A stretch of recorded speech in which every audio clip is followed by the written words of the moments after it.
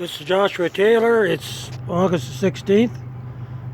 I wasn't sure how this presentation was going to come out, so I drew up this for a second time. This is the H7-24 24 acre 20% buffer micro camp.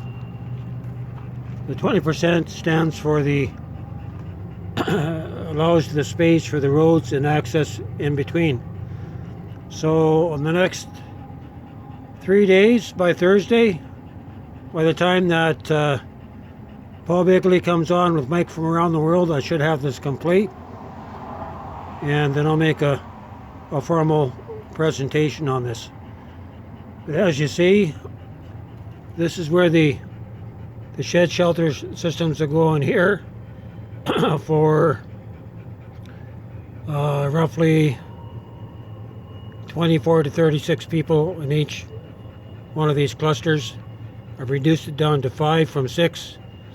I have a main building in the center. This is going to be a 60-foot roughly yurt and a 40-foot yurt, place where you can come together and eat. It's either here or here. I'm not sure how it's going to work. But when I added the 20% buffer, it gives me 70% or 70 feet between here and here. So lots of roads, lots of room for roads, and lots of room for secondary access here. And these green parts, they could be, gardens or something like that. You still got the large areas here that could be used for cattle, for grazing. But this is could be used as a temporary or permanent camp. I've designed it for a temporary camp where the buildings can be mass produced, and in full swing you would have between around 500 plus people on site here. 300 people would be employed, be volunteer labor to put out 12 shed shelters per day.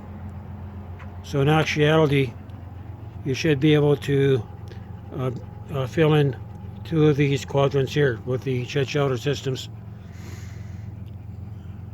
Yeah, something like that anyway. That's once you get everything down. Gonna leave it here. I'd like to hear your comments.